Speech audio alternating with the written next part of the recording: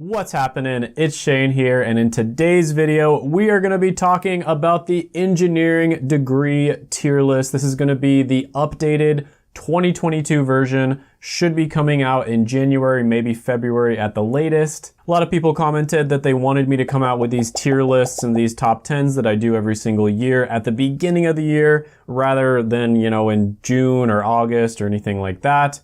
Makes a lot of sense to me, and so I'm doing this ahead of time. And I'm going to be doing a lot of new degrees this year. It's going to be a much improved version of last year's list. At this point, I've spent over 100 hours on the college degree ranker, which is available down in the description below, my College 101 course. And it is amazing at this point. I mean, it is just incredible, and that is what I'm going to be using in this video to help you decide which engineering degree is best for you. So let's go ahead and jump into it. Systems engineering is number 1 on the list. I don't think I talked about this one last year. This one has about 1,000 graduates per year at the bachelor's level. The early career pay is about $72,000, and mid-career pay is going to be $130,000. So fantastic salary there. Unfortunately, when it comes to the demand, not nearly as good. And I think the reason for that is because systems engineering isn't as well known as a lot of other different types of engineering degrees. Now, systems engineering as a career is getting more and more popular, so I am very bullish on the future of this degree. So the number of jobs that had the keyword systems engineering degree on Indeed and Monster.com were not very high. It was about 127. And so the demand score is 14.51, which is relatively low. But overall, this is still a very good degree, and when it comes to engineering degrees, I'm gonna put this one in B tier. But like I said, this could be an underrated degree, could be a dark horse candidate, and I could see this one getting higher in the future. Next on the list is gonna be a relatively rare one. You do see about 1,000 graduates per year, and that is gonna be agricultural engineering. Very specific, very niche degree. When it comes to engineering degrees, you really don't need to get too specific with them because they're already so good on their own that you don't need to specialize as much. But you see a early career pay of $59,000 a year, and mid-career is going to be $98,000. Now, I'm not going to get too far into the details on this because the video would just run too long and there's way too many degrees for us to go over. But basically, the demand score is about 48. That's not great, but it's also not horrible. So yeah, when it comes to engineering degrees, this one is going into D tier. Next one on the list is going to be software engineering, one of the best overall degrees. Early career pay is going to be $69,000 a year. Mid-career pay is going to be $112,000. And the demand score is absolutely ridiculous at 127. That is the highest demand on the entire list for engineering degrees. So yeah, this is a fantastic one. Clearly, this one goes in S tier. Next one on the list is going to be aerospace engineering. Aerospace, aeronautical industry in general took a huge hit during COVID. And I did say in videos I've made in the past that this is one of those industries that can be a little bit boom or bust. But you're gonna start off about $69,000 per year, and mid-career pay is $118,000. There's about 4,000 graduates per year, and the demand score came out to be about 100. So yeah, this one's pretty good. The only problem is that it's, relatively specific. And you're going into an industry that can be boom or bust. And so for that reason, I'm gonna go ahead and put this one into A tier. Next one on the list is going to be architectural engineering with less than 1,000 graduates per year. Very specific, very niche degree. Early career pay is $61,000, mid-career pay is $97,000 a year. That is relatively low pay for an engineering degree. The demand score is pretty good at about 98. However, overall, because of the fact that it is so specific and the pay is a little bit low, when you're comparing it to other engineering degrees, it's not that great. It's not horrible either, so for this one, I'm gonna go ahead and put it into D tier. Next one on the list is going to be biomedical engineering. This one has almost 7,000 graduates per year. And this is one that I put as a dark horse candidate when I made my very first video on engineering a few years back. And ever since then, the more I've studied it, the more I've looked into it, the statistics, the trends, etc., it does seem to be on an upward trajectory. Now, one thing that really stands out about this one is the meaning score is much higher than other types of engineering degrees. So it's 71%, whereas most engineering degrees are usually in the 50s. So that means people who like biomedical engineering really like biomedical engineering. And it also means that you're likely going to end up in a career that is extremely meaningful. And so over a long period of time, you're probably going to be a little bit happier with it. So the early career pay is going to be $66,000 and mid-career is about $114,000. So yeah, this one pretty solid if you're somebody who is interested in kind of the combination of like health and engineering, combined together. This is a good one for you to look into. I'm gonna go ahead and put it into B tier. The only reason it isn't higher is because, again, it's just so specific. A lot of the time, if you get like a mechanical engineering degrees, you can still apply to a lot of the same jobs as people with biomedical engineering degrees. And so especially when it comes to engineering degrees, I think flexibility is key. Next one on the list at about 10,000 graduates per year is going to be chemical engineering. One of the highest paying engineering degrees. Early career pay starts off around $72,000 a year. Mid-career pay is $127,000. Also has pretty good demand at about 101. So yeah, this is a pretty good one. Doesn't quite make it into S tier status just because it doesn't pop off the page, but very solid choice overall. I'm gonna put this one into A tier. Next one on the list is going to be civil engineering with about 13,000 graduates per year. This one also has a relatively high meaning score. That's kind of one of the outliers with this one. It's about 65%. Early career pay is $60,000 a year. Mid-career pay is about $102,000, which is good when you compare it to all types of degrees, but for engineering degrees specifically, it's not all that impressive. So yeah, again, another very solid choice. Doesn't pop off the page. I'm gonna go ahead and put this one into B tier.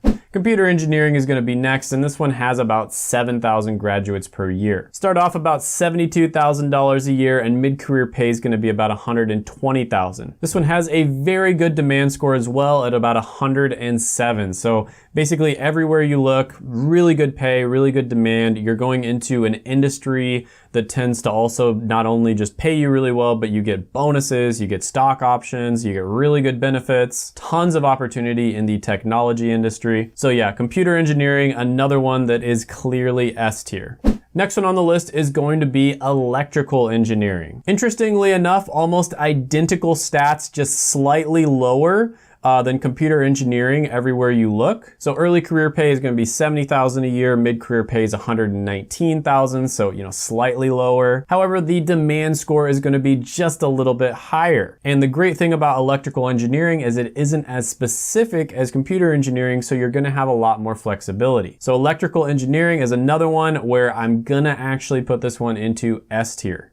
The next one on the list is going to be environmental engineering. Now, when it comes to the pay, this one is going to be relatively low when you compare it to other types of engineering degrees. Early career pay is $58,000, mid-career pay is about $100,000 per year. Now, when it comes to the demand, relatively good. The demand score is about 100, and also the meaning is relatively good as well, about 63%. So if you compare this to like all degrees, pretty good, but when it's on a list of other engineering degrees, the highest I can put it is going to be C tier.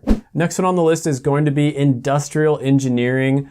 This is one of my favorite ones because it's so flexible. It's basically like business combined with engineering. So you're gonna start off about $67,000 a year. Mid-career pay is $110,000. And then the demand score here is gonna be 101, which is pretty good as well. And then on top of that, like I said, it's very flexible. And for that reason, I'm gonna go ahead and put this one into A tier.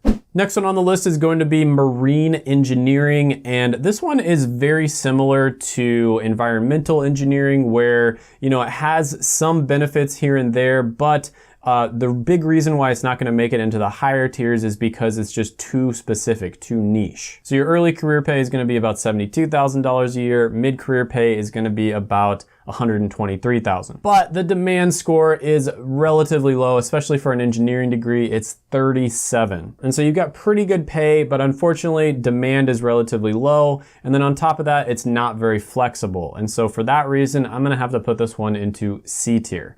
Next one on the list with about 1,500 graduates per year is going to be materials engineering. Now this one is pretty mediocre across the board. especially when you're comparing it to other engineering degrees. Early career pay is $69,000, mid-career pay is $106,000. The demand score is 53. The meaning score is relatively low at 47. It's also not a super flexible degree either. And so like I said, across the board, it's either, middle or even below average. But with that being said, very cool. A lot of cool stuff is coming out that are applications of materials engineering. There's material coming out, for instance, where it can keep your house cool without even using air conditioning, which is super cool. But yeah, overall, on this list, I have to put it in D tier.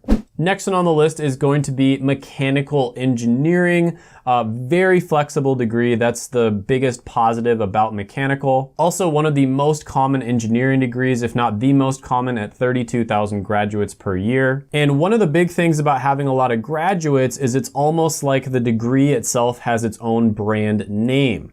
And if you know anything about brand names with companies and that sort of thing, you probably think it's not all that important, but it actually makes a huge difference. If somebody sees a mechanical engineering degree and then they see some random degree, like actually the next one we're going to talk about on the list, which is, mechatronics, a lot of the time they recognize mechanical engineering. They've probably hired people with a mechanical engineering degree. They've worked with people with this degree. And so they sort of have some familiarity with it. They kind of know what they're going to get. But when it comes to these very specific, very niche degrees, where there's maybe not a lot of graduates, it could be just as good, maybe even better in terms of the education you get. You could be much more knowledgeable on certain things. But unfortunately, just because of the fact that people don't recognize the degree, a lot of the time they're going to go with the one that they know and recognize. But with that being said, very solid stats across the board for mechanical engineering. Early career pay is $66,000, mid-career pay is $110,000 a year. The demand score is super solid at 105, and it's a very flexible degree. So yeah, this one is going to go into A tier.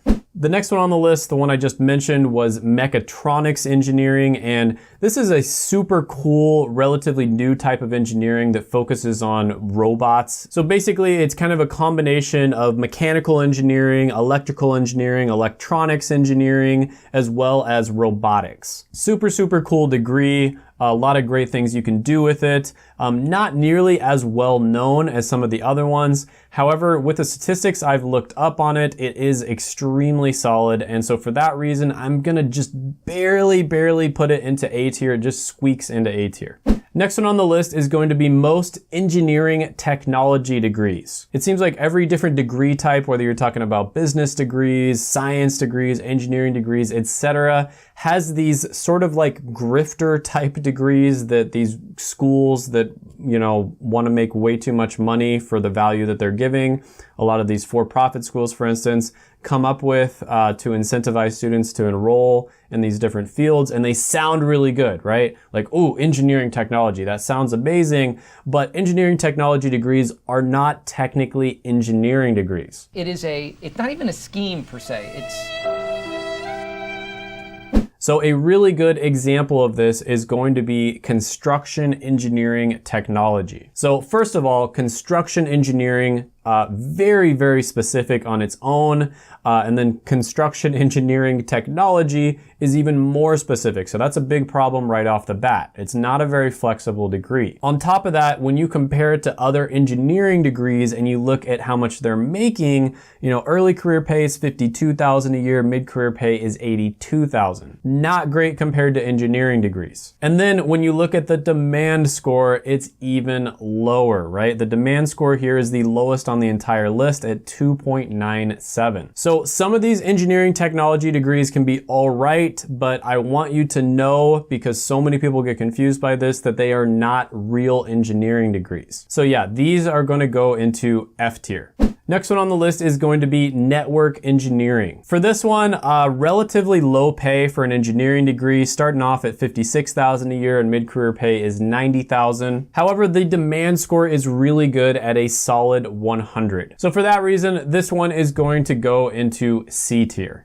Next one on the list is going to be nuclear engineering, a relatively rare one, only about 500 graduates per year. Now this one is in the energy industry, which again can be extremely up and down, extremely boom or bust. And we saw during, everything that happened the last few years, the energy industry did take a huge hit. But with that being said, pretty good pay here, 72,000 starting out, 122,000 mid-career. The demand score here is on the slightly lower side at 40. I am a big fan of nuclear engineering though, and it does have a relatively high meaning score at about 63%. But there's so many other factors that go into the energy industry that we simply cannot control and we definitely can't predict. Certain governments, for instance, like this type of energy, other governments like this type of energy, and they'll, make regulations against this. But I personally think that nuclear energy is the future. I think 100 years from now, airplanes, cars, etc. are all going to be running on nuclear energy. That's just my opinion though. So for that reason, this one is going to go into C tier. Next one on the list is going to be petroleum engineering with about 2,000 graduates per year. Now this is actually the highest paying degree, period. Not just on this list, it's the highest paying degree, period. Yeah, wow. Early career pay, you start off $94,000 a year. Mid-career pay is $176,000. Absolutely ridiculous. However, the demand score is relatively low. It's only about 34. Couple that with it not being a very flexible degree, and the highest I can put this one is going to be B tier. So yeah, hope you're getting a lot of value out of this, me sharing this project that took me over 100 hours to complete. If you want access to all of it, like I said, for a limited amount of time, I'm doing a discount. You can check that out down in the description. If you haven't done it already, go ahead, gently tap the like button, hit the subscribe button, ring the notification bell, and comment down below any thoughts, comments, criticisms, etc. that you have on the video, and I will see you next time.